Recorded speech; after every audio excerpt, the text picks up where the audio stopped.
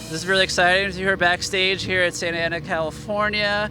How's it going? How's the tour going so far first? Oh, it's great. We're having a blast. We had a fun time in Los Angeles last night. We're psyched to be here tonight. Nice. So here at Bionic Buzz, we're all about people's passion. I want to know where your passion for music came from. A certain album you heard or live performance that inspired you to be in a band, or was this naturally for you as a kid? For me, it was Led Zeppelin and Aerosmith. I really love classic rock. Nice. So when I was a kid, Aerosmith was on MTV a lot. And so I started buying their albums like Pump. And then I realized, yeah, it was a good record. And then I realized when I went to the tape store, it was all cassettes back then, that they had like all these records going back to 1972 or something. Yeah. And so I bought every single one. And then Led Zeppelin was always on the radio. And so I got really into Led Zeppelin and Aerosmith. And Led Zeppelin, I think I probably liked Aerosmith more. Yeah. But Led Zeppelin was the reason that I wanted to play music. And really I wanted to be a drummer. It was John Bonham did it for me. And but then my dad thought that would be a little too loud. And so he got me a classical guitar, and I taught myself Stairway to Heaven. So that's how it all started. Have you guys ever done any Aerosmith or Led Zeppelin covers before? No, we've done a Guns N' Roses song at Soundcheck, "Don't Cry." Yeah.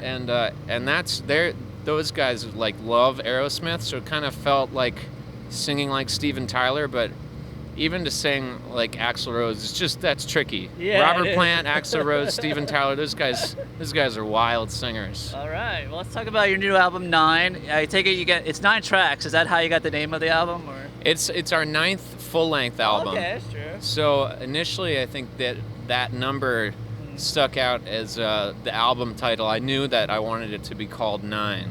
And then I thought it would be fun to have it be 9 songs.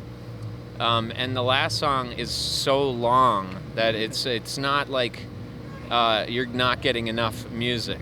Yeah. I'm a big fan of long songs. I love Meatloaf because of that. Oh, heck yeah, dude. Heck yeah. And I got all that from Led Zeppelin. You know? Like Achilles' Last Stand. Mm-hmm. And another one of my favorite pieces of music, all-time favorite, is the second half of Abbey Road. It's 17 minutes of uninterrupted music. And I just think that's super cool. It's like a Bohemian Rhapsody kind of vibe. Yeah. So, and I did that on one other record. The first song on our album, called Daybreak, is almost 11 minutes long. And so on this record, for the final song, we almost doubled that. It's a 21-minute long song. I love it. All right, who produced it and where'd you record it? Our guitar player, Arun, produced it, and we recorded it in Nashville at this cool 100-year-old mansion that had it's like the big house full of old keyboards and cool guitars and drum kits. And we spent maybe 2 months, I think, in Nashville. And Arun did a great job, and then I brought the sessions with me back to my studio in Chico. Okay. And continued to work on it a bit, and then sent it back to him, and then he mixed it, and wow. Equal Vision put it out, and we're psyched to be out here touring for it. Cool. Well, let's talk about your music video for the track Side by Side, which is off the album.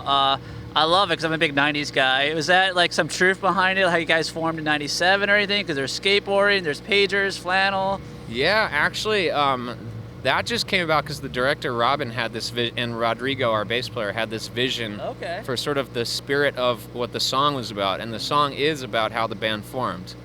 And I hadn't even, in the lyrics for the song, I hadn't mentioned anything about skateboarding, but looking back on it, that was part of what we were all doing back then. We were skateboarding punk rockers. Nice. And so that song is really about the genesis of Saves the Day. It's about when I first got a guitar and get called up by our drummer. He says, come on over and play. And it's really about when you're really excited and inspired as young kids, and you all have a shared vision, you all want to do something together, and the song is really just about that excitement of doing it together. And so the video just perfectly matched the actual time when that was all happening for us. Is there like a meaning behind the title? I mean, the Handsome Boy, I think, was the band in there. Was that like originally called or something? That is a song from the very first Saves the Day demo and the first Saves the Day album. And we once played a secret show under the name Handsome Boy. So some of that. Yeah, so it's a little wink to, it's a little nod, tip of the hat to our fans that might know that. I especially loved the very end of it, when you guys are in the crowd singing to the band up there. That's pretty cool. That was cool. Those kids are awesome. They're a real band, and they learned the song, and so they were up there playing the song, and that was a wild moment to get to be in the audience and watching these young kids play our song. It's really cool. That's awesome. So there was a couple shots where someone's wearing a "Hi, how are you" shirt in the audience. So is that a nod to Kirko Bangz? I know he kind of made that shirt famous, the Daniel Johnston, the flipper shirt. So I don't know. I'm just a diehard Nirvana fan. So I saw that and I was like, oh, hey. Oh, heck yeah. I was psyched. That was just one of our fans that showed up with that shirt, so we thought, hey, that's awesome. Good taste. Okay. We've got good fans. And so I would imagine that they were either representing Daniel Johnston or psyched that they were representing the Kurt Cobain connection. Very cool. Let's talk about some other tracks from the album. My favorite is track 4, and I'm dyslexic, so I can't even pronounce it. Oh, Kerouac and Cassidy. Kerouac Cassidy. Yeah. The guitar riff's really cool. Thanks, man. Yeah, that's really fun. That's a song about just hitting the road and loving being on tour. Mm-hmm. And the title is a reference to Jack Kerouac and his buddy Neil Cassidy. Who Neil Cassidy was the guy that like drove basically when they would go on these long road trips, and Jack Kerouac of course wrote On the Road. And since the song is about being on the road, and it's also right after Side by Side, I thought Kerouac and Cassidy, they used to ride side by side on the road. Okay, that makes sense. What about rosé? Is that, were you drinking a lot of wine, or is it about someone drinking a lot of wine? I think, what was the lyrics? Drinking a bottle on stage and falling or something? It's, you tell all the bands you drank a bottle of rosé. That song's about, like, you know, when people start to become a little bit too full of themselves. And it was just that era of, like, our band's growth. Yeah. When we were suddenly, like, really, really big and, you know, international tours and stuff, and people started acting a little too big for their britches, and so it's a bit of a diss track, but you know, coming from a good place. Okay, I have a feeling there's something about that. What about was it?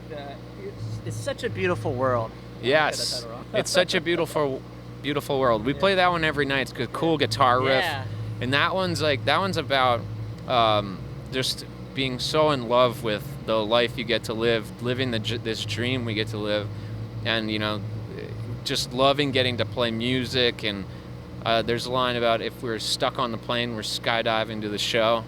You know, it's just about to that gig. It's just about being psyched. Nice.